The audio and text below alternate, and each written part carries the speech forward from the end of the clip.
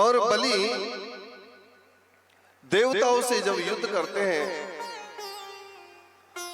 तो देवताओं से युद्ध में हार जाते हैं। तब बलि महाराज ने यज्ञ करने का मन बनाया तो 100 यज्ञ का संकल्प ले लिया। 99 यज्ञ पूर्ण हुए।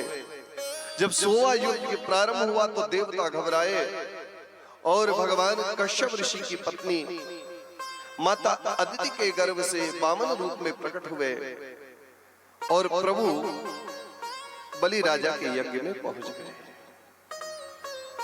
वामन बन करके बलि राजा के यज्ञ में प्रभु पहुंचे। जैसे ही बलि राजा को आया हुआ देख करके, बलि राजा ने प्रभु को आया हुआ देख करके प्रभु के चरणों में आकर के नमन किया, प्रणाम किया। ऐसा लग रहा था मानो आज दूसरा सूर्य ही आया हो, ऐसा भाव था। कौन है आप, किस हेतु से आए हैं? तो वामन भगवान कहने लगे कि मैं तेरे वंश की कीर्ति सुनकर के आया हूं। तेरे वंश में क्या चाहिए आपको? बोले ऐसे नहीं, पहले संकल्प करना पड़ेगा, जो मैं मांगूंगा वो देगा। बलि राजा ने कहा प्रभु आप जो मांगोगे वो मैं देने के लिए तैयार हूं, आप बताओ तो आपको चाहिए क्या? इतने में शुक्राचार्य जी ने कहा अरे बलि तू नहीं जानता ये कौन है? ये त्रिलोकी विष्णु, मायावी विष्णु है, तेरा सब कुछ हरण कर लेगा। बलि राजा ने मन में विचार किया कि त्रिलोक का नाथ यदि मेरे यहां मांगने आया है तो आज मैं सर्वस्व लुटाने के लिए तैयार हूं। जो 3 लोक का नाथ है, मेरे द्वार पसारे हाथ, तो आज मैं क्या ना दूं,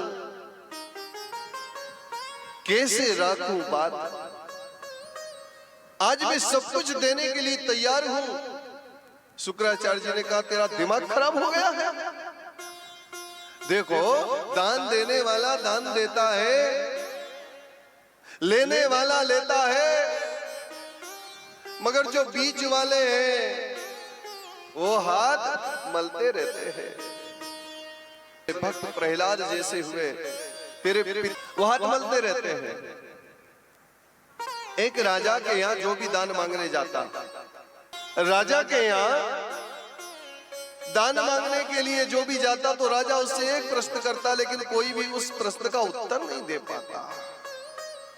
कोई भी उत्तर नहीं दे पाता। प्रश्न क्या करता कि देखो उस मनुष्य के पूरे शरीर में बाल है, पर उसकी हथेली में बाल क्यों नहीं? बात समझ में आ रही है? सारे शरीर में रोम है, पर हथेली में बाल क्यों नहीं? कोई उत्तर नहीं दे पाता और वो खाली लौट जाता। एक साधारण ब्राह्मण पहुंचा, राजा ने वही प्रश्न किया कि आदमी के पूरे शरीर में बाल हैं, पर उसकी हथेली में बाल क्यों नहीं? राजा ने कहा, तो ब्राह्मण देवता ने कहा कि प्रभु आपकी हथेली में इसलिए बाल नहीं है क्योंकि आप रोज दान देते हैं। चलो ठीक, मेरी हथेली में बाल नहीं, पर आपकी हथेली में बाल क्यों नहीं है? बोले मैं दान लेता हूं। चलो मैं दान देता हूं इसलिए मेरी हथेली में बाल नहीं, तुम दान लेते हो इसलिए तुम्हारी हथेली में बाल नहीं, लेकिन ये सभासद जो बैठे हैं इनकी हथेली में बाल क्यों नहीं है? बोले जब आप दान देते हैं और मैं दान लेता हूं तो ये हाथ खींचते रहते हैं कि दान राजा क्यों दे रहा है, इसलिए इनकी हथेली में बाल नहीं है। शुक्राचार्य रोक रहे हैं लेकिन बलि नहीं रुके। शुक्राचार्य उस जल की टोटी में जाकर के उस लोटी में बैठ गए जिससे जल निकलना था।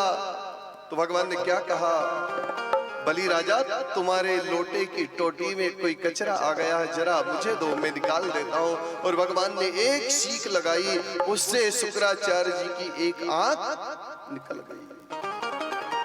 शुक्राचार्य घबराए, बाहर आए, प्रभु से क्षमा प्रार्थना की। भगवान ने कहा संसार को एक आंख से देखो, सब में मैं समाया हूं और जो कुछ भी है मेरा ही दिया हुआ है, इस भाव को रखो। आज बलि राजा ने दान के लिए संकल्प किया और जैसे संकल्प किया, संकल्प छोड़ा तो वामन भगवान बढ़ने लगे, बढ़ते बढ़ते बढ़ते बढ़ते बढ़ते बढ़ते बलि बाधत प्रभु बाढ़े सो तन वर्णी न जाए, उभय घड़ी में दीनी तीन प्रदक्षिणा धाय। कौन कहता है? जामवंत जी कहते हैं कि पहले मेरे में इतना बल था, बलि बाधत प्रभु बाढ़े सो तन वर्णी न जाए। उस तन का, उस शरीर का वर्णन नहीं कर सकता कोई, इतना भगवान बड़े, इतना बड़े। एक पैर से त्रिलोकी को नाप लिया, दूसरा पैर भगवान ने बढ़ाया तो स्वर्ग में रखा अंगूठा ब्रह्मलोक में गया तो ब्रह्मा जी ने उनके अंगूठे को, उनके चरण को धो लिए और उनके चरण का जल अपने कमंडल में रख लिया। उन्हीं चरणों के जल से गंगा जी प्रकट हुई। बोल गंगा महारानी की जय हो। वही जल से, भगवान के चरण के जल से गंगा जी प्रकट हुई। इधर भगवान कहने लगे कि देखो, एक पैर में मैंने पृथ्वी, दूसरे पैर में स्वर्ग, और अब तीसरा पैर कहां रखूं? बलि राजा प्रभु के प्रभाव को जान गया, प्रभु के पास पहुंच करके प्रभु से कहने लगे कि हे भगवान, जो मैंने आपको दान दिया है, वो स्वर्ग मेरा था, वो धरती मेरी थी, मैं ये मानता था, लेकिन वो अब आपका हो गया है। लेकिन अभी तक मैं आपका नहीं हुआ। बात समझ में आ? आपका हो गया, धरती आपकी हो गई, मैंने दे तो आपको दिया, लेकिन मैं खुद अभी आपका नहीं हुआ हूं।